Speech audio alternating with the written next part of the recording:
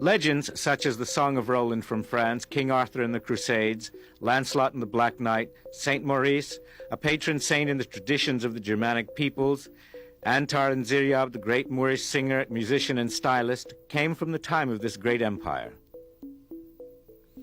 Science, philosophy, navigation, mathematics, and more were taught and developed. The cultures of Spain, Portugal, Sicily, France, Britain, and the Slovak countries were all positively influenced by this contact. We, too, in our time, must give credit for our lives and culture to these Moors. The cities of Córdoba, Toledo, Granada, Sevilla, Coimbra, and Lisbon were their greatest achievements, since they embodied all of the other contributions and have been the longest lasting. According to Stanley Lane Poole, we learn, Córdoba in the 10th century was very much like a modern city. Its streets were well paved, and there were raised sidewalks for pedestrians. At night, one could walk for 10 miles by the light of lamps, flanked by an uninterrupted extent of buildings. This was hundreds of years before there was a paved street in Paris, France, or a street lamp in London, England. The population of Córdoba was over 1 million.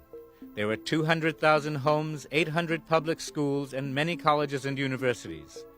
Córdoba possessed 10,000 palaces of the wealthy, besides many royal palaces surrounded by beautiful gardens. There were even 5,000 mills in Córdoba at a time when there was not even one in the rest of Europe. There were also 900 public baths, besides a large number of private ones, at a time when the rest of Europe considered bathing as extremely sinful and to be avoided as much as possible. Córdoba was also graced by a system of over 4,000 public markets.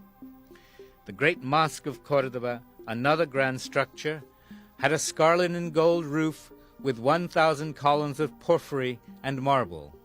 It was lit by more than 200 silver chandeliers containing more than 1,000 silver lamps burning perfumed oil.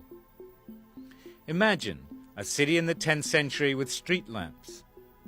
The inhabitants of Moorish cities like Granada, Córdoba, and Toledo in the 12th and 13th centuries enjoyed a style of life that would not be achieved in Paris or London until centuries later. The Great Mosque, still known by its Islamic name, the Mezquita, is one of the great Islamic sites in Córdoba. It is no longer used as a mosque. According to tradition, the original mosque was built on a site which was shared with the Christian church. Stanley Lane Poole tells us that, among the great architectural beauties of Córdoba, the principal mosque held and still holds the first place. It was begun in 784 by the first Abderrahman, who spent 8,000 pieces of gold upon it, which he got from the spoils of the Goths. Hisham, his pious son, completed it in 793, with the proceeds from the sacking of Narbonne. Each succeeding sultan added some new beauty to the building. Also located in Córdoba is the Alcázar, a great palace begun in 1328 by the Christian king Alfonso XI. This palace has significance because it was built during the time when the Moors still reigned in Spain. Its architectural style and gardens have been mostly influenced by the styles of the Moors. It is clear in this instance how much Moorish influence permeated the life of Al-Andalus, even after the defeat of local Moorish monarchs.